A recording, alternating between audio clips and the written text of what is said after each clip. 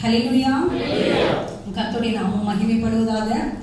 அடியேன் தேவ பிள்ளைகள் மத்தியிலேயே தேவ செய்தியை கொடுப்பதற்கு தேவன் பாராட்டின கிருபைக்காக என் தேவனுக்கு நன்றி செலுத்துகிறேன். அவருடைய கிருபை இந்த பலிபீடத்தில் நின்று அவருடைய வார்த்தையை கொடுப்பது ஒரு மேலான கிருபையை நான் கருதுகிறேன்.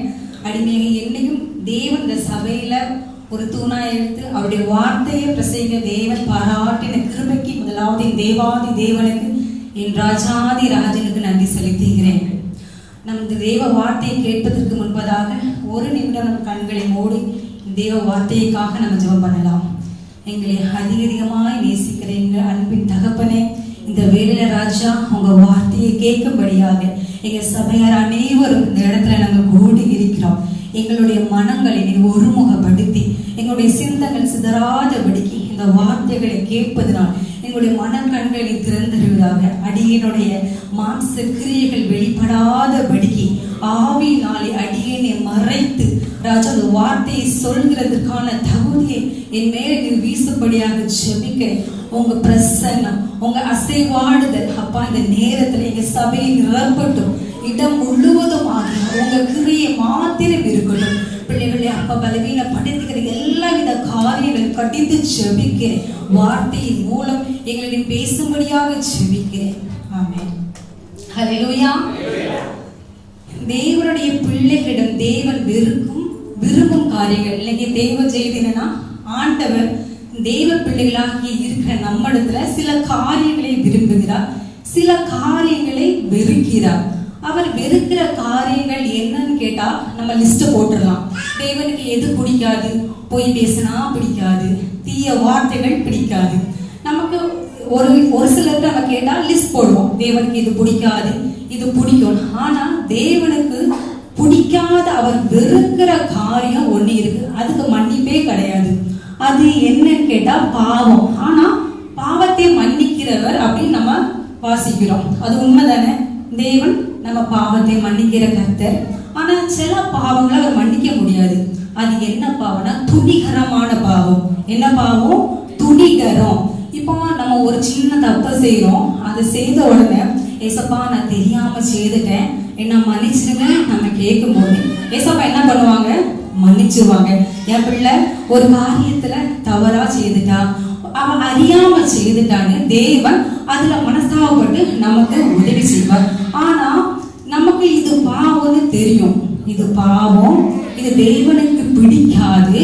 நம்ம சின்ன வயசுல இருந்தே அதை கத்துக்கிட்டே இருக்கோம். தேவனுக்கு பிடிக்காத அநேக காரியங்கள் நமக்கு தெரியும். நம்ம ஒரு தவற தெரிஞ்சே செய்கிறது, அதை மறுபடியுமாக செய்கிறது துணிகரமான பாவம். அதுக்கு பேர் தான் ஆண்டவர் என்ன சொல்றாரு? துணிகரமான பாவத்திற்கு மன்னிப்பே கிடையாது.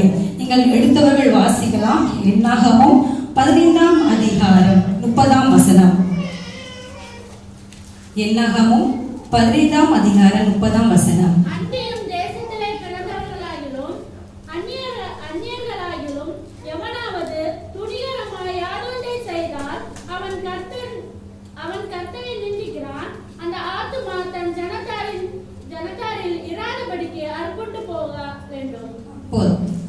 எவனாவது துணிகரமாய் யாதொன்றை செய்தால் அவன் கர்த்தரை நிந்திக்கிறான். நம்ம துணிகரமா ஒரு பாவம் செய்யும் போது நம்ம மனிதரை நிந்திக்கல, நம்ம யாரை நிந்திக்கிறோம்? கர்த்தரை நிந்திக்கிறோம். அந்த ஆத்துமா தன் ஜனத்தில் இராதபடிக்கு அறுபட்டு போகும். அப்ப ஆண்டவர் என்ன சொல்றாரு? உன்னுடைய பாவம் அது பெருகும் போது அவர் என்ன செய்யறாரா? அந்த ஜனத்துல இந்த ஆத்துமா இராதபடிக்கு அறுந்து போகும், அது அறுபண்டு போகும். தேவனுக்கு அதுக்கு பிரியமில்லாத விஷயம். நம்ம ஒரு பாவத்தை செய்யும் போது அதை மனம் திரும்புவதற்கு ஏதுவா கர்த்தரிடத்துல நம்ம விண்ணப்பம் பண்ணி ஜெபிக்கிறோம். ஆனா நம்ம என்ன நினைக்கிறோம்? ஆண்டவர் அன்பானவர், அவர் மன்னிக்கிற தேவன், அவர் என்ன செய்ய பாசமானவர். ஏசப்பா மன்னிச்சிருவார், நம்ம என்ன பாவம் செய்தாலும் அவர் மன்னிச்சிருவாரு. ஒரு பக்கம் நீங்க நினைக்கிறோம் தேவன் அன்பானவர் தான், அவர் பாசமானவர் தான். இன்னொரு பக்கம் அவர் நீதி உள்ள தேவன். ஹல்லேலூயா. அவர் நீதி உள்ள தேவன். அவர் சும்மா நீதியால் இருக்கிறவனுக்கும் தீமை செய்யறவனுக்கும் சரியா அவர் பண்ண மாட்டார். அவர் என்ன பண்ணுவார்? ரெண்டு பேருக்கும் சரியா. இப்போ ஃபர்ஸ்ட் பிரைஸ் எடுக்கிற பொண்ணுக்கும் ஒரு காலேஜ்ல ஃபர்ஸ்ட் ரேங்க் எடுக்கிறவங்களுக்கும் லாஸ்ட் ரேங்க் எடுக்கிறவங்க ஒரே பிரைஸ் நம்ம கொடுக்க மாட்டோம். அதே போல தீமை செய்யறவனுக்கு அதுக்கான பலனை கொடுப்பார், நன்மை செய்கிறவனுக்கு அதற்கான பலனை அதுக்காக தெய்வ பிள்ளைகள் என்ன பண்ணணும், ஆண்டவர் இடத்துல நம்ம பாவங்கள் மனிதராக இருக்கிற நம்முடைய குணம் இயல்பை பாவம் செய்வது தவறு செய்வது மனிதனுக்கு ஒரு இயல்பான குணம். ஆனா நம்ம என்ன பண்ணோம், தெய்வ சமூகத்துல அவர் அன்பானவர் தானே சொல்லி அவருடைய அட்வான்டேஜ் எடுத்துக்கொண்டு என்ன பண்ணக்கூடாது, மறுபடியும் பாவம் செய்யக்கூடாது. சங்கீதம் 19:13 அதிகாரம் வாசிங்க. சங்கீதம் 19 அதிகாரம் 13 வசனம்.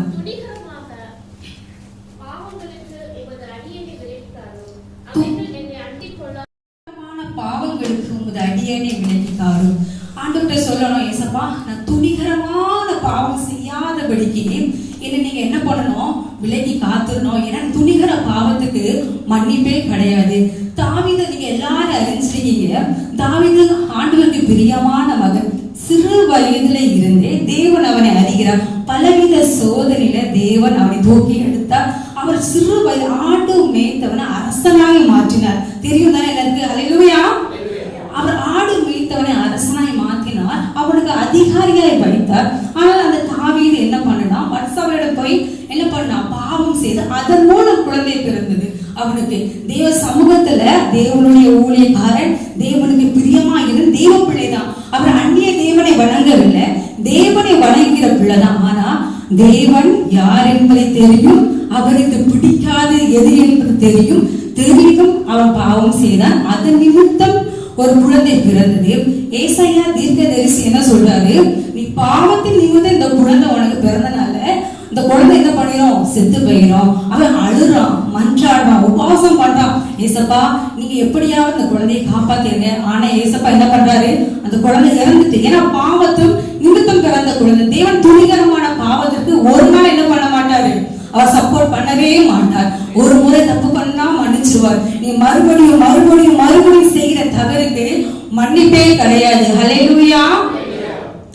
அதே போல நீங்க எபேசியர் 5 அதிகாரம் 5-6 வசனங்களை சேர்ந்து வாசிங்க. எபேசியர் 5 அதிகாரம் 5-6 வசனங்கள்.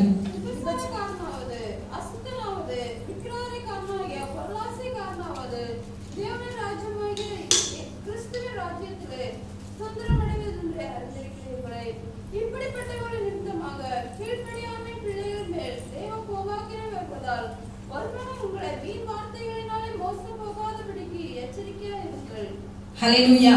எபேசியர் என்ன சொல்லிருக்குன்னா, வெச்சாரக்காரனாவது அசுத்தனாவது விக்கிர ஆராதனை பொருளாசைக்காரன் தேவனுடைய ராஜ்யத்துல என்ன பண்ண முடியாது, நிற்க முடியாது. நம்ம பாவம் எல்லாம் செய்துட்டு கர்த்தருடைய ராஜ்யத்துல போய் ஆண்டவரே உமக்கு நான் காணிக்கை கொடுத்தேன், உமக்கு நான் இதை செய்தேன், உமக்கு நான் அதை செய்தேன் அப்படின்னு நம்ம சொல்லி அங்க தேவனுடைய ராஜ்யத்துல நிற்க முடியாது. செய்தெல்லாம் சபைக்கு வரோம், பிரேயர் பண்றோம், எல்லா காரியங்கள் செய்தாலும் கர்த்தருக்கு அவருடைய இருதயத்துக்கு பிரியமான செய்யலனா, தன்னுடைய ஜீவனை எடுத்து போட்டா நம்ம எங்க போக முடியாது, பரலோக ராஜ்யத்துக்கு போகவே முடியாது. உருண்டு பிறண்டாலும் தாவீது ராஜா அவ்வளவு மன்னிப்பு கேட்டாரு, அவ்வளவு உபவாசம் பண்ணாரு, அவருடைய பிள்ளை காப்பாற்றப்படல. அதனால நம்ம இந்த தேவனுடைய பிள்ளைகள் சில பாவங்கள், விட வேண்டிய பாவங்களை விட்டே ஆகணும். அது ஒருவேளை சிறு பாவமா இருக்கலாம், பெரிய பாவமா இருக்கலாம். பாவம் என்பது தேவன் வேத வசனத்துல இதை செய்ய சொல்றாரோ அதை செய்யாமல் இருக்கிறது கூட பாவம் தான். ஆண்டவர் செய்யும் சொல்றத செய்யாம இருக்கோதோ, நீ செய்யாத அப்படின்னு சொல்றத நம்ம செய்யறதும் ஒரு பெரிய பாவம். அந்த பாவத்துக்கு நம்ம விலக்கி ஓடணும், அந்த பாவத்துக்கு பக்கத்திலே போக கூடாது. தேவனுடைய பிள்ளைகள் பரிசுத்த உள்ள வாழ்க்கைய வாழணும். நம்ம பைபிள்ல சிம்சோனை பார்த்திருக்கோம். பலமுள்ள மனிதன், அவன் பாவம் பண்ணான், நல்ல பராக்கிரமசாலி. அவனுக்கு தேவன் என்ன பண்ணாரு, அவனையும் தேவன் என்ன பண்ணாரு, மரணத்துக்கு ஒப்பு கொடுத்தார். பாவமாக வாழ்கிற பிள்ளைகளை தேவன், சிம்சோன் என்ன அவனுக்கு பலசாலி, தேவ கிருபையெல்லாம் கொடுத்த பிறகும் அவன் பாவம் செய்தான், மறுபடியும் பாவம் செய்தான். அதனால சிம்சோன் மரணத்துக்கு எதுவாக தள்ளப்பட்டார். ஹல்லேலூயா. அடுத்த தேவன் வெறுக்கிற காரியம் இந்த பாவம், துணிகரமான பாவம். இன்னொரு தேவனுக்கு பிரியமான காரியம் ஒண்ணு இருக்கு, அது என்னது எல்லாருக்கும் தெரியும், என்னது பரிசுத்தம். பரிசுத்தம். தேவன் பரிசுத்தமுள்ள பிள்ளைகள் மேல கருணையா இருக்கிறார். ஹல்லேலூயா. எடுத்தவர்கள் வாசிக்கலாம். 1 பேதுரு 1 அதிகாரம் 15-16 வசனம். 1 பேதுரு 1 அதிகாரம் 15-16 வசனங்கள்.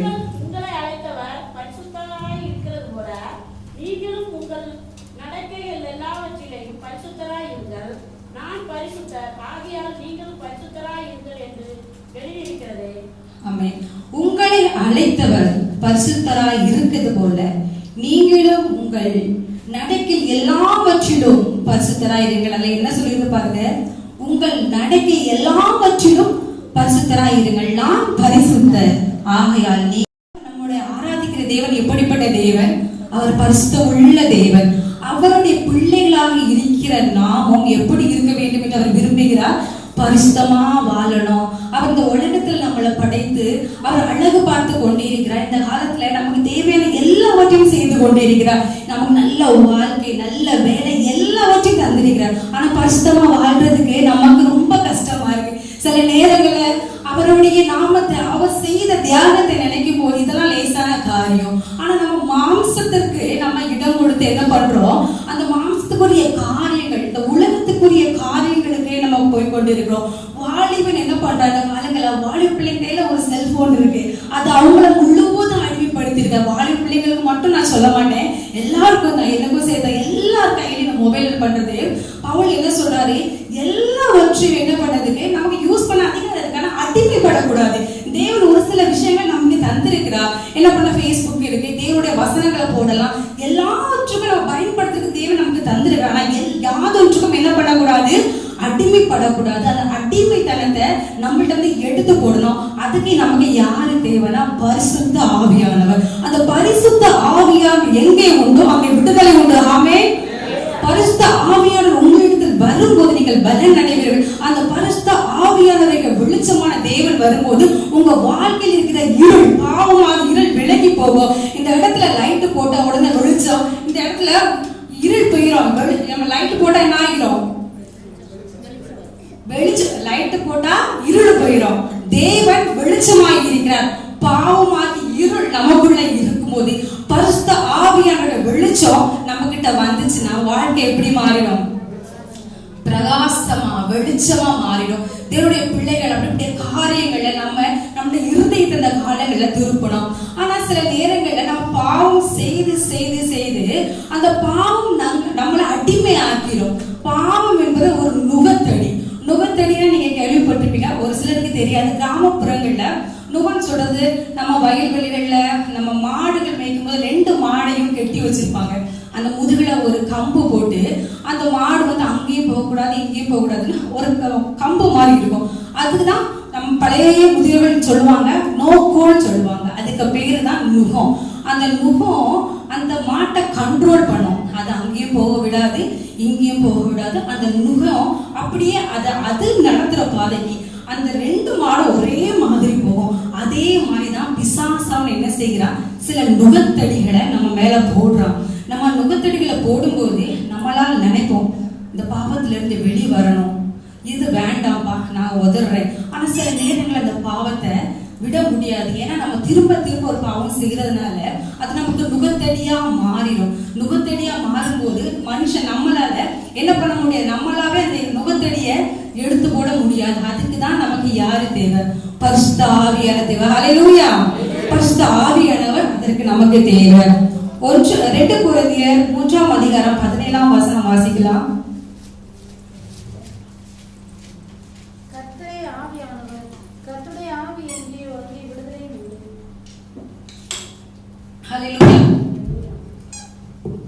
கர்த்தருடைய ஆவியானவர் எங்கே உண்டோ அங்கே விடுதலை உண்டு. நம்முடைய தேவ ஆவியானவர் இருக்கிற இடத்துல பாவம் இருக்காது.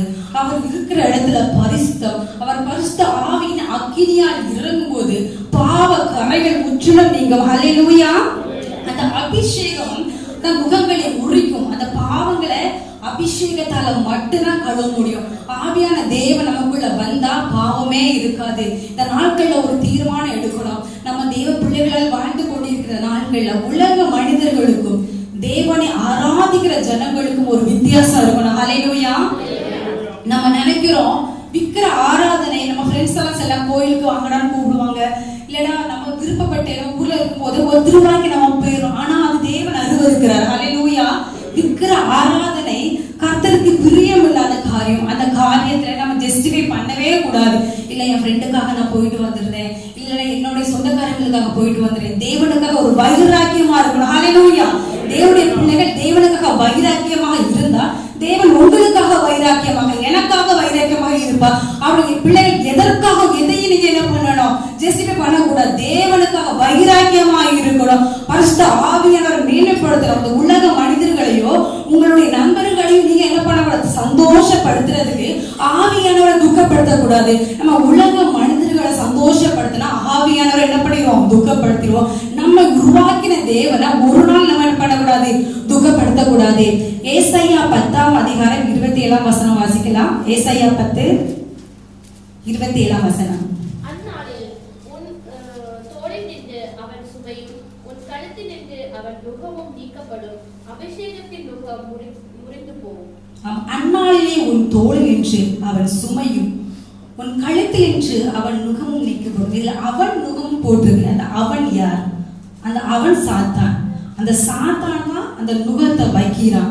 அந்த நுகத்தை எது முறிக்குமா, அபிஷேகத்தால் நுகம் முறியும். இந்த நாட்கள்ல நம்ம நினைக்கிறோம் சும்மா வேதங்களை நமக்கு தெரிந்த வசனம் 91 சங்கீதம் வாசிக்கிறோம், 23 சங்கீதம், நம்ம ஈஸியா என்ன சங்கீதம் இருக்கோ அதை வாசிக்கிறோம். தேவனுடைய அந்த ரகசியங்களை அறியலாம். நம்ம 1 கொரிந்தியர் இந்த வசனங்களை நீங்க வாசிக்கும் போது தேவனுடைய பரிசுத்த ஆவியினரை பத்தி சொல்லியிருக்கு, அதோடைய ஆவியின் வரங்கள் சொல்லியிருக்கு. நம்ம திரும்ப திரும்ப பழசையே பேசி இருக்க கூடாது. ஒரு எல்கேஜில ஒரு பிள்ளை நம்ம சேர்க்கிறோம், 12th வர வரைக்கும் அது எல்கேஜியோட ஞானத்துல இருந்தா உங்களுக்கு பிடிக்குமா? அந்த குழந்தை அதுக்கு தக்கன ஞானத்துல வளரணும். அதே போல தெய்வ பிள்ளைகளும் நம்ம அதற்கு தக்கன அந்த படிவிலே உயரணும். வாழ்க்கையில தெய்வ பிள்ளைகளா இருந்து சின்ன வயசுல இருந்து வசனத்தை கேட்கிறோம், அவருடைய பாதையில் நடக்கிறோம். ஆனா ஆவிக்குரிய வாழ்க்கையில நமக்கு ஒரு முன்னேற்றம் இல்லை. அதையே படிச்சதையே படிச்சுட்டு இருக்கோம். ஒரே 91, 23, 128 இந்த வசனத்தை தவிர நம்ம எந்த வசனத்தையும் வாசிக்கிறது இல்லை. இந்த நாட்கள்ல ஒரு முடிவு எடுக்கணும். தேவனுடைய வசனம் இது டெய்லி படிச்சாலும் புதுசா இருக்கும். எத்தனை பேர் நம்புறீங்க? ஹல்லேலூயா. அது படிக்க புதுசு. நமக்கு அதை தெரியப்படுத்துறதுக்கு யாருக்கு உதவி வேணும்? ஆவியானவருக்கு உதவி வேணும். ஹல்லேலூயா. ஆவியானவர் ஒரு சில வசனங்களை புரியாம இருக்கும்போது ஜெபிக்கும் போது ஆண்டவர்கிட்ட கேட்கணும், ஆண்டவரை நீங்க எனக்கு தெளிவுபடுத்துங்கப்பா, இந்த வசனத்தை எனக்கு நீங்க சொல்லித்தாங்க. ஒரு மனுஷனிடத்துல கேட்கறத விட நீங்க தேவனிடத்துல கேட்கும் போது அழகா புரிய வைப்பார். ஹல்லேலூயா. அந்த வசனத்தை நம்ம ஒரு இடத்துல தேடிட்டே இருப்போம், இன்னொரு வசனம் அது கரெக்டா மேட்ச் ஆகி கிடைக்கும். தேவன் அப்படி நம்மளை நடத்துவார். அதே மாதிரி நீங்க வசனங்கள்ல தேறினவளா இருக்கணும். செல்போன்ல தேவையில்லாத விஷயங்களை பார்த்துட்டு தன்னுடைய கண்களையும் தன்னுடைய மனதையும் இருளாக்கக்கூடிய இப்படிப்பட்ட காரியங்களை வெறுத்து கர்த்தருக்கு நேரத்தை கொடுக்கணும். தெய்வ வசனங்களை வாசிக்கலாம். எத்தனை வசனங்கள் ஆவிக்குரிய வசனங்கள் இருக்கு, அந்த வசனத்தை நம்ம வாசிக்கலாம். அந்த 1 கொரிந்தியர்ல நம்ம படிக்கும் போது பரிசுத்த ஆவியானவர் யார், அவருடைய வரங்கள் என்னென்ன வரங்கள் நம்ம நினைக்கிறோம் தேவனுக்கு மட்டும்தான் எல்லா வரங்களுக்கான தேவன் என்ன பண்ணிருக்கார், அவரோட பிள்ளைகளுக்கு வரங்களை கொடுத்திருக்கிறார்.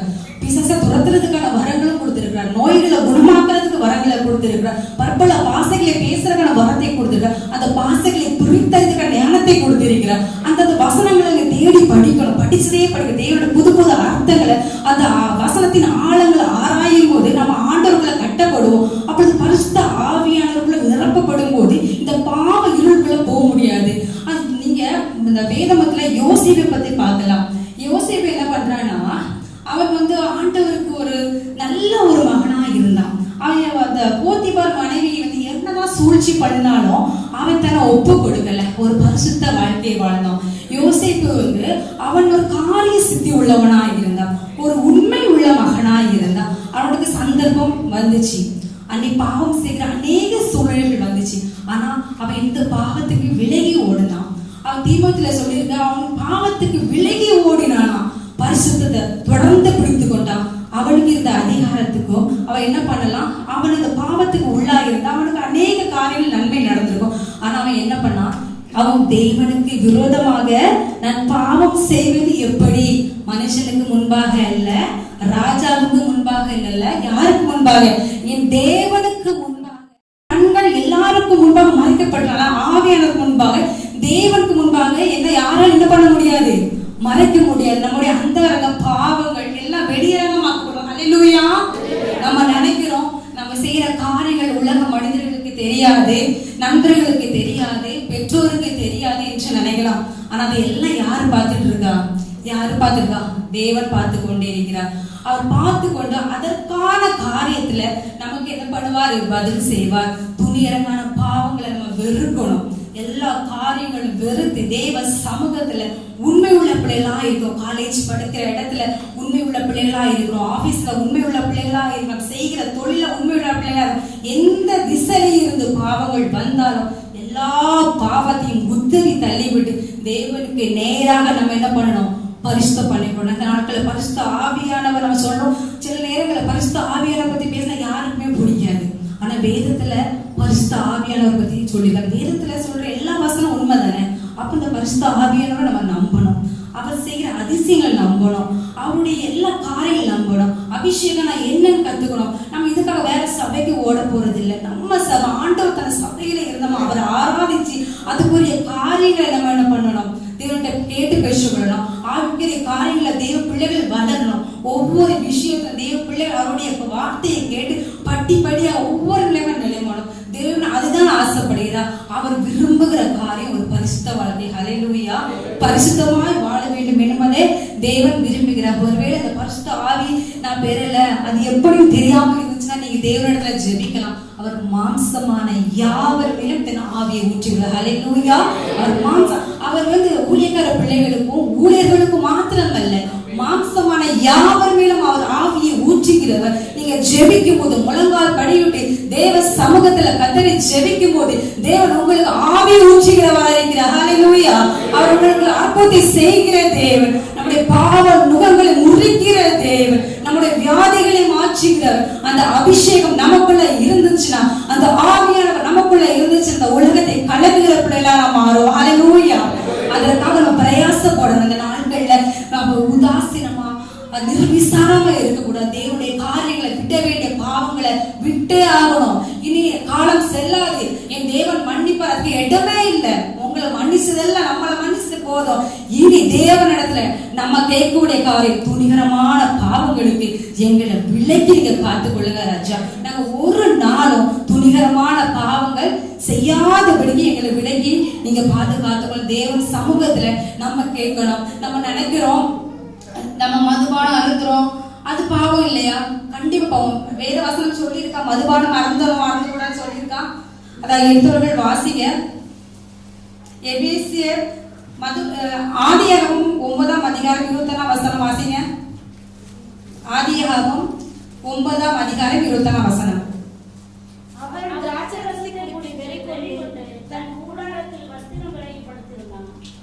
பாருங்க, அருந்தவே கூடாது. நீதிமொழிகள்ல 23 தான் சொல்லியிருக்கு. நீதிமொழிகள் 23:31 சொல்லியிருக்கு. ஒன்று ஒரு தேவ வசனங்கள்ல சொல்லியிருக்கிறத நம்ம பின்பற்றணும். கெட்ட வார்த்தை போடக்கூடாதுன்னு எழுதிருக்கான்னு பார்த்தா எபேசியர் 4ஆம் அதிகாரம் 29ஆம் வசனம் வாசிங்க. 4ஆம் அதிகாரம் 29வது வசனம். ஹல்லேலூயா. தேவனுடைய பிள்ளைங்க காமெடிக்கு கெட்ட வார்த்தை, பசங்க ஸ்கூல்ல ஒரு சின்ன காமெடிக்கு கெட்ட வார்த்தை போட்டுருவோம். அது கெட்ட வார்த்தை போடக்கூடாது பைபிள்ல சொல்லியிருக்கா? சொல்லியிருக்கு, அப்படித்தானே? அதனால நம்ம வாயில இருந்து என்ன பண்ணக்கூடாது? தீய வார்த்தை புறப்படவே கூடாது.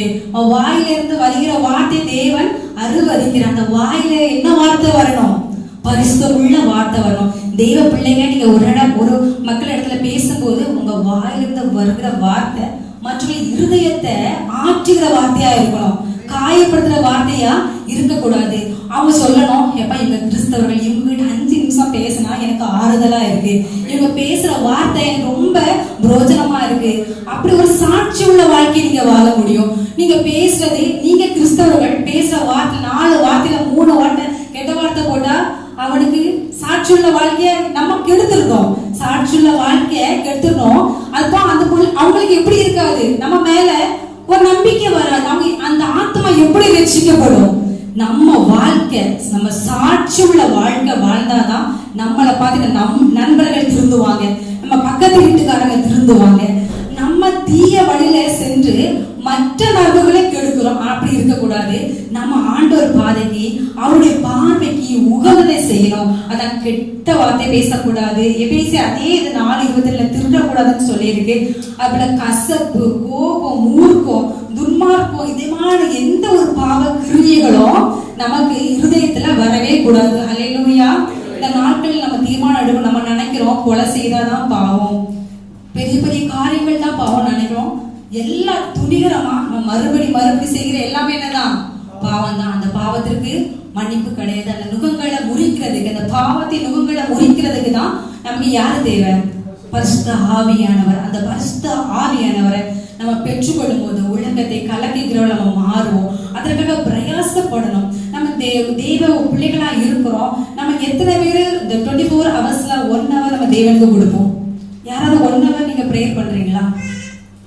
1 hour ப்ரேயர் பண்ணீங்களா?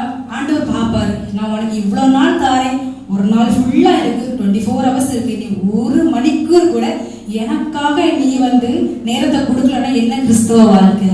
நம்ம கிறிஸ்தவர்கள், ஒரு கிறிஸ்தவர் ஆண்டவர் நமக்குள்ள இருக்கிறதா, கிறிஸ்து நமக்குள்ள இருக்கிறதா கிறிஸ்தவம். அதுதான் கிறிஸ்தவ வாழ்க்கை. நம்ம கிறிஸ்தவ விட்டு வெளியே இருந்து நம்ம கிறிஸ்தவர்கள் சொல்லக்கூடாது. கிறிஸ்துவ உள்ள வைக்கணும். அவருக்குரிய நற்கிரியங்கள் அவர் என்னென்னலாம் சொல்லியிருக்காரு வேதத்துல, இதை செய்யணும்னு சொல்லியிருக்காரு, நான் செய்வேன். என் தேவன் இதை செய்யக்கூடாதுன்னு சொல்லியிருக்கிறாரு, இதை செய்ய மாட்டேன். என் தேவனுக்கு எது விருப்பமோ அதை நான் செய்வேன், எது விருப்பம் இல்லையோ நான் செய்ய மாட்டேன். நான் இனி துணிகரமான பாவங்களுக்கு என் காலை விலக்கிடுவேன், நான் நீதியை செய்வேன், தேவனுக்கு உகந்த வாழ்க்கை செய்வேன். நம்ம எல்லாம் நினைக்கிறோம் நமக்கு இந்த உலகத்துல கொஞ்சம் வீடு பணம் கார் இதெல்லாம் இருந்தா போதும். இதெல்லாம் எத்தனை நாளைக்கு நினைக்கிறீங்க? கொஞ்ச நாளைக்கு, ஒரு 60 70 80, அதுக்கப்புறம் எங்க போக போறோம்? நித்தியமா அவர் கூட இருக்க போறோம். அந்த வாழ்க்கை வேண்டாம்னா பாவம் பண்ணலாம். தேவன் எனக்கு வேண்டாம், பரலோக ராஜ்யம் எனக்கு வேண்டாம், எனக்கு இதே போதும்னா நம்ம பாவம் பண்ணலாம். இல்ல எனக்கு பரலோக ராஜ்யம் வேணும், என் தேவ ஆவியானோட நான் இருக்கணும்னு நினைச்சா நம்ம பாவத்துக்கு மனம் திரும்பியே காலம் இனி செல்லாது. பாவ மன்னிப்பு இனி இல்ல, கிருபையின் காலம் முடிய போகுது. இனி அந்த கிருபையின் காலத்துல தேவன் தயவாய் தந்திருந்த காலத்தை என்ன பண்ணணும்? பிரயோஜனப்படுத்திக் கொள்ளணும். பிரயோஜனப்படுத்தி கொண்டு ஆவிக்குரிய பிள்ளைகளா நம்ம இருக்கணும், உண்மையுள்ள பிள்ளைகளா இருக்கணும். கர்த்தருக்கு பயப்படும், பயத்தோடு நடுக்கத்தோடு இருக்கணும். நிர்விசாரமா சபையில தேவனை ஆராதிக்க கூடாது. பலிபீடத்தில் நிக்கிறதுக்கு தேவன் ஒரு சில தகுதிகள் அந்த காலத்துல வைத்திருந்தார். யாரும் பலிபீடத்தில் நிக்க முடியாது. பரிசுத்தம் இல்லைன்னா அந்த இடத்துல நிக்கிறவங்க செத்துருவாங்க. அப்படிப்பட்ட காலங்கள் இருந்துச்சு. ஆனா இந்த நாட்களை தேவனுக்கு எவ்வளவு கொடுத்திருக்கார், எவ்வளவு கிருபை வரன்ல கொடுத்திருக்கார். அந்த கிருபை வரத்தை நிர்விசாரம் பண்ணக்கூடாது. அப்படிப்பட்ட தேவனை உண்மையும் உத்தமையும் ஆராதிக்கிறோம். அந்த அபிஷேகத்தை பெற்றுக்கொண்டு நீதியின் பாதையில வாழ்ந்து பரிசுத்தமாய் வாழ்ந்து அநேகரை நீதியின் பாதையில நடத்துகிற பிள்ளைகளாய், அநேகரை பரிசுத்த பாதையில நடத்துகிற பிள்ளைகள், பரலோக ராஜ்யத்துக்கு ஒரு கூட்ட ஜனங்களை கொண்டு போகிற பிள்ளைகளாக நம்ம இருக்கணும். ஹல்லேலூயா, ஹல்லேலூயா. கர்த்தர் தாமே இந்த வார்த்தையை ஆசீர்வதிப்பதாக ஒரு படியாக இந்த வேளையில